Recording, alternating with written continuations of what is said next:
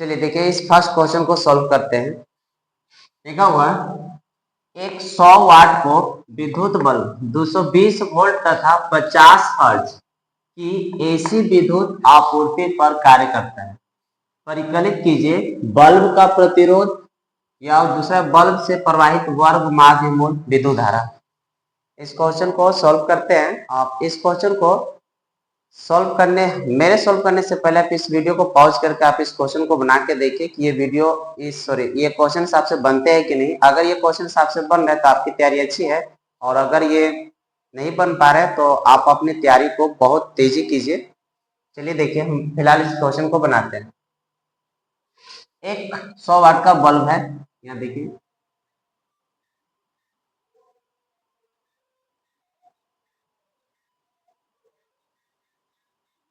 देखिए एक फिगर है, एक बल्ब है, इसका कह रहा है कि 100 वाट का है, यानी कि पी पावर कितना है 100 वाट। कह रहा है कि 220 वोल्ट एसी, ये जो साइन होता है एसी का होता है, कितना बोल रहा है 220 वोल्ट 50 हर्ट्ज। ठीक है, एसी विद्युत आपूर्ति पर सप्लाई करता है। पहले जो बल्ब का प्रतिरोध, इस बल्ब का प्रतिरोध ज्ञात करना है और बल्ब से प्रवाहित वर्ग माध्य मूल, यानी कि इस जो प्रवाहित IRMS का जो वैल्यू है वो ज्ञात करना है। देखिए दिया है, जो दिया है पहले उसको नोट कर लेते हैं। दिया है पावर का वैल्यू दिया हुआ है 100 वाट, ठीक है, और इसके बाद वोल्टेज का मान दिया हुआ है 220 वोल्ट। पूछ रहा है कि प्रतिरोध का मान क्या होगा और IRMS का वैल्यू क्या होगा। तो चलिए पहले निकालते हैं आर। फर्स्ट आर बराबर फॉर्मूला पढ़े होंगे आप, V² नहीं पढ़े होंगे तो याद कीजिएगा। आर बराबर फॉर्मूला क्या होता है V²/P। आर बराबर देखिए V² यानी कि वोल्टेज का स्क्वायर। वोल्टेज कितना है 220 वोल्ट, तो 220 वोल्ट गुने 220 वोल्ट और बटा में कितना है 100 वाट।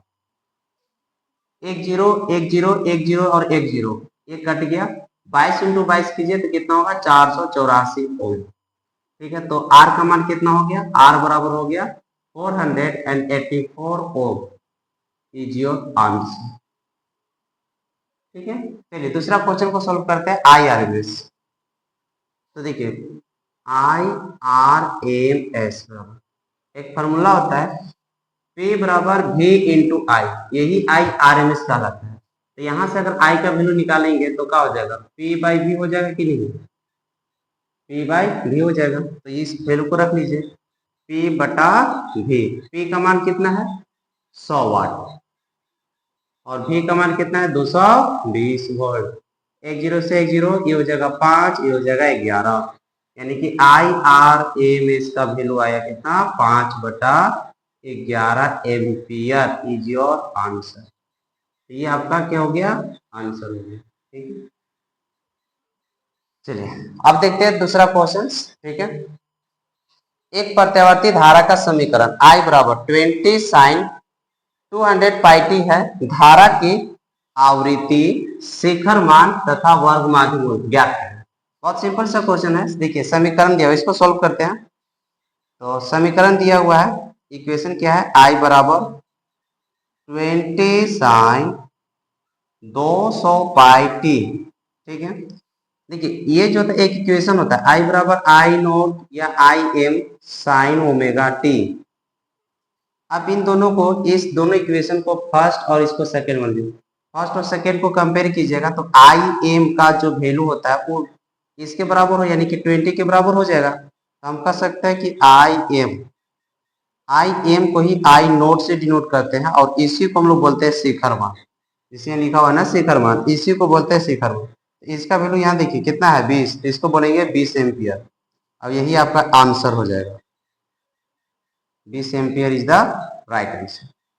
चलिए फिर बोल रहा है आपको आवृत्ति ज्ञात करना है और वर्ग माध्य मूल।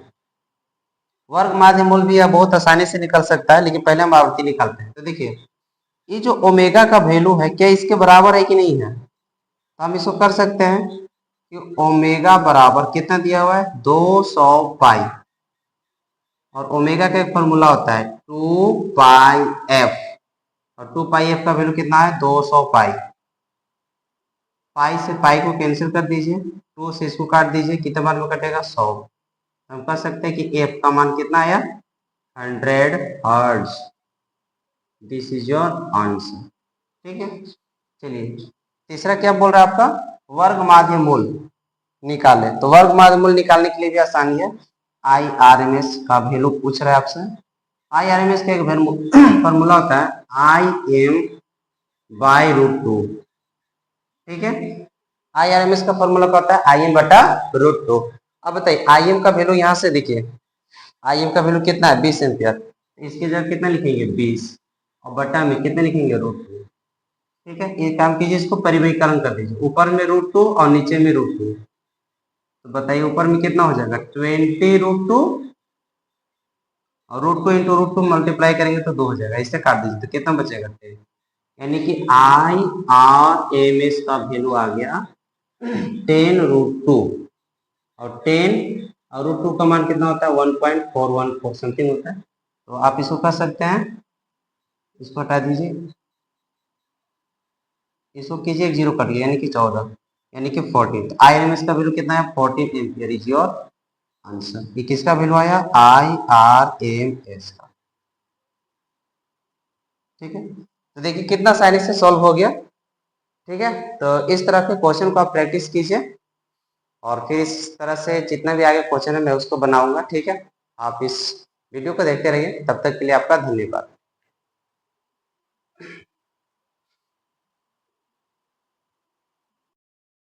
क्वेश्चन को सॉल्व करते हैं, आप देख रहे होंगे, चलिए देख लिखा हुआ 12 ओम के 4 प्रतिरोधों को समांतर क्रम में जोड़ा जाता है।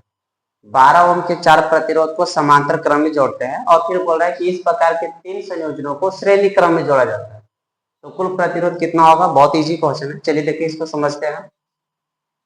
12 ओम के कितने प्रतिरोध है 4। ठीक है, तो देखिए वो भी किसमें है समांतर क्रम में। तो समांतर क्रम के लिए कंडीशन होते हैं 1 2 3 और 1 4। अब कह रहा है कि समांतर क्रम में जोड़े हुए हैं, इसको समांतर क्रम में हमने जोड़ दिया। ठीक है, और फिर कह रहा है इसी प्रकार 3 संयोजनों को श्रेणी क्रम में, यानी कि 3 को श्रेणी क्रम में 1 2 और 1 3, इसको श्रेणी क्रम में जोड़ दे रहे हैं। तो कह रहा है कि कुल प्रतिरोध कितना होगा, तो बोल रहा है कि इसका कुल प्रतिरोध कितना होगा। मान लीजिए कि पॉइंट यहाँ पर ए है और यहाँ पर मान लीजिए पॉइंट बी है, ये सबका वैल्यू कितना है 12 ओम। 12 इसका वेट 12 ओम 12 ओम 12 ओम और कह रहा है कि इसका भी कितना है 12 12 और 12, सबका 12 12 ओम है। और कह रहा है कि कुल प्रतिरोध कितना होगा, आप इसको निकाल के बताइए। चलिए देखिए टोटल प्रतिरोध कर रहा है, यानी कि आर ए बी का वैल्यू पूछ रहा है, इसी को आर तुल्य कहते हैं। याद रखिएगा एग्जाम में बहुत नामों से पूछा जाता है, या इसी को आर समतुल्य के भी नाम से जाना जाता है, इसी को आर इक्विवेलेंट के भी नाम से जानते हैं, इक्विवेलेंट। ठीक है, अब इस सब का मान एक ही होता है, क्या कि आर ए बी का वैल्यू क्या होगा। अब बताइए कि यहाँ पे 1 2 3 4 जो 4 ओम है, 12 12 ओम का वैल्यू जो है 4 वो समांतर क्रम में जुड़े हैं। तो आपको पता होनी चाहिए कि यदि इन दोनों को अगर हम देखा जाए समांतर में है, इसका वैल्यू हो जाएगा 6 ओम और इन दोनों को भी देखा जाए तो इसका वैल्यू क्या हो जाएगा 6 ओम। इस चीज को याद रखिएगा कि यदि दो प्रतिरोध समांतर क्रम में जुड़े हो और दोनों का वैल्यू अगर सेम है तो उनका कुल प्रतिरोध उनका आधा हो जाता है। तो 12 12 ओम के दो प्रतिरोध समांतर क्रम में तो उनका कितना हो जाएगा 6 ओम, और अगले 12 12 ओम का अगर जुड़े हुए हैं समांतर क्रम में तो कितना हो जाएगा 6 ओम। तो इसका भी 6 हो जाएंगे और इसका भी 6 होंगे, फिर ये दोनों भी तो समांतर क्रम में रहेंगे। जिसे देखिए इसी का एक यहाँ देखिए बताते हैं इसको,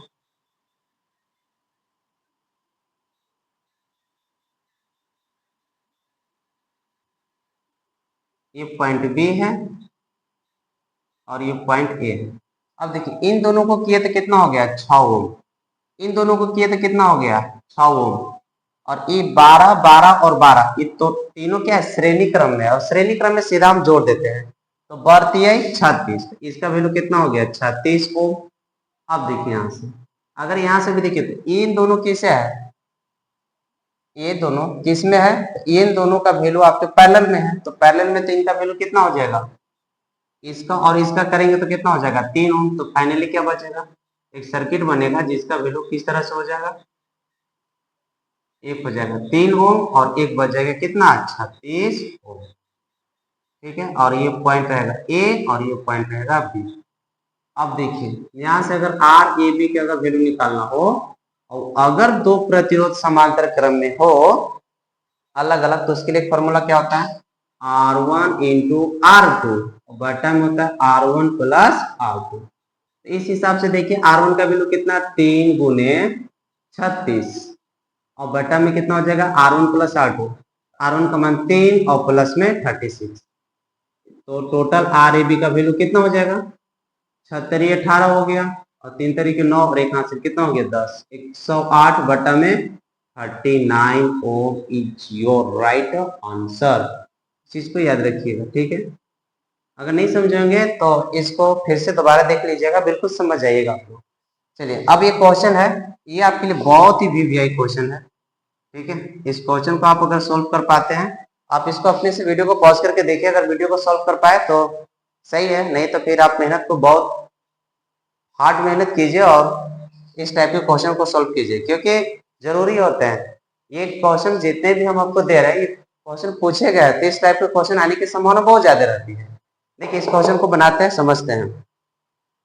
देखिए बाद 6 सेंटीमीटर स्क्वायर क्षेत्रफल के प्लेटों को 2 mm की दूरी पर रखने से बने समांतर प्लेट संधारित्र की धारिता की गणना करें। यानी कि यहाँ पे धारिता की गणना करना है, यानी कि सी का वैल्यू निकालना है संधारित्र का। यदि संधारित्र की 220 वोल्ट सप्लाई से जोड़ दिया जाए तो संधारित्र के प्रत्येक प्लेट पर कितना आवेश होगा, यानी कि यहाँ पे Q का वैल्यू आपसे पूछा है, ठीक है। तो चलिए जो दिया है पहले उसके बारे में चर्चा कर लेते हैं, तो इसको सोल्व करते हैं। लिख लेते हैं दिया है, क्या दिया है तो देखिए 6 सेंटीमीटर स्क्वायर क्षेत्रफल, यानी कि एरिया का वैल्यू दे दिया है। ए बराबर कितना दिया हुआ है 6 सेंटीमीटर स्क्वायर। देखिए ये सेंटीमीटर स्क्वायर है, आपको सब चीज को चेंज करना पड़ेगा, आपको इसको मीटर में चेंज करना पड़ेगा। तो देखिए 6 सेंटीमीटर स्क्वायर को अगर मीटर में चेंज करते हैं, देखिए यहाँ पे लिखा हुआ है कि 1 मीटर स्क्वायर का वैल्यू कितना होता है 10 के पावर 4 सेंटीमीटर स्क्वायर। तो यहाँ से 1 सेंटीमीटर स्क्वायर का वैल्यू करेंगे तो इधर आ जाएगा, तो 10 के पावर माइनस 4 मीटर स्क्वायर हो जाएगा। तो आप यहाँ से लिख सकते हैं 6 गुने 1 सेंटीमीटर स्क्वायर को 10 के पावर माइनस 4 मीटर स्क्वायर, ठीक है। ए का वैल्यू, एरिया का वैल्यू दिया है और फिर बोल रहा है कि 2 mm की दूरी पर, अच्छा डिस्टेंस दिया हुआ कितना 2 mm, और 2 mm करेंगे तो 2 गुने 10 के पावर, mm का मतलब होता है -3, 2 के पावर -3 मीटर हो जाएगा। इस चीज को समझिएगा अच्छा से। तो डिस्टेंस के यानी कि इन दोनों के प्लेटों के बीच की दूरी कितना है 2 mm, यानी कि 2 गुने 10 के पावर -3 मीटर, क्योंकि mm में है, हमको बनाना है किसको में मीटर में, यहाँ सेंटीमीटर में था, किसको बनाना है मीटर में बनाना था। चलिए ठीक है, और इसके बाद क्या दिया हुआ है, गणना करें संधारित्र 220 वोल्ट, वोल्टेज का वैल्यू दिया हुआ है 200 वोल्ट। चलिए ठीक, तो पहले नंबर हम सी का वैल्यू ज्ञात कर लेते हैं, ठीक है। इसको हटा दे देते हैं।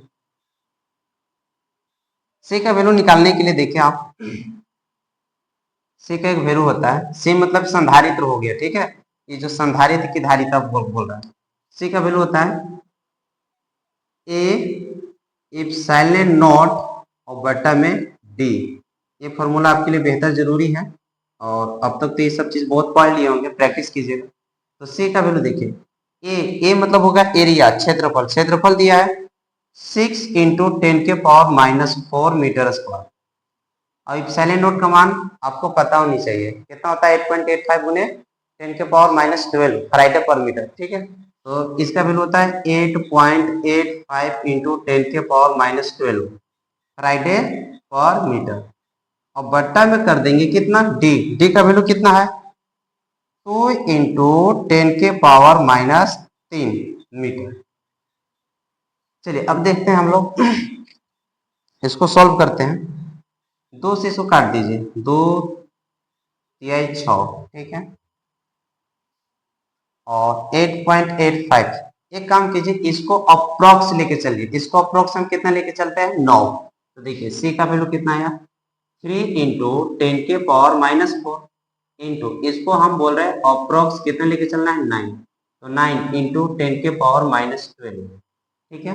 और बटा में क्या बच गया आपके पास, 10⁻³ अब इसको अगर आप देखिएगा तो 9 तिहाई 27 हो गया, 27 कर लीजिए। अब 10 के पावर 12 है और 4 है, 12 और 4 कितना हो जाएगा, 16, तो 10 के पावर -16। और ये जो नीचे में पावर है -3, इसको हम ऊपर में ले जाएंगे तो प्लस हो जाता है, इतना बेसिक चीज पता होगा आपको। तो -3 को +3 कर देंगे, तो फाइनली क्या बचा, 27 × 10⁻⁻, कितना बच जाएगा, 30, ठीक है। क्या बच जाएगा, फ्राइडे में। इतना समझ रहे होंगे। अब देखिए इसके आगे क्या पूछ रहा है, ये किसका वैल्यू हो गया, सी का वैल्यू हो गया, ठीक है। और मैं इसको इरेज कर देता हूँ, समझिए।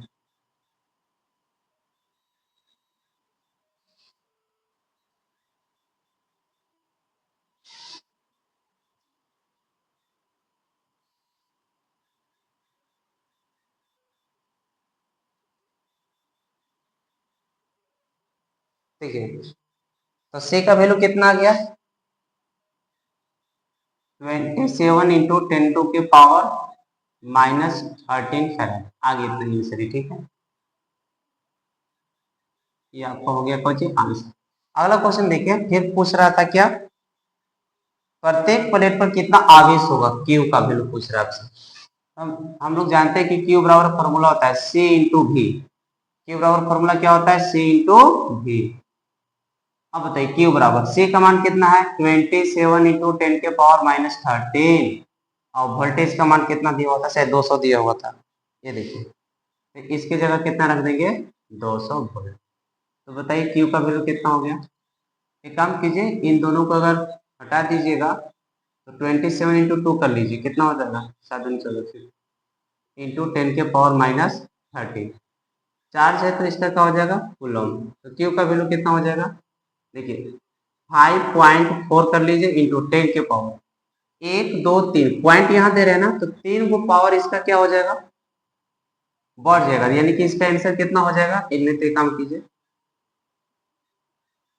5 4, एक काम कीजिए 5 4 इंटू 10⁻⁻13, और ये जो दो को पावर हुआ उसको प्लस में 2 कर सकते हैं इजी से, ठीक है। तो कितना आ जाएगा, 54 और इंटू 10⁻⁻11, ये क्या हो जाएगा कूलम। आप इसका क्या कर सकते हैं, इट विल बी आंसर। किसका वैल्यू आया, चार्ज का। तो देखिए इस तरह से क्वेश्चन सोल्व होते हैं। आप इस तरह के पढ़ाई कर रहे हैं तो इस तरह के क्वेश्चन बहुत जरूरी है आपको सोल्व करने के लिए, ठीक है। तब तक के लिए आपका बहुत बहुत धन्यवाद, और इस क्वेश्चन को प्रैक्टिस कीजिए। Thank you.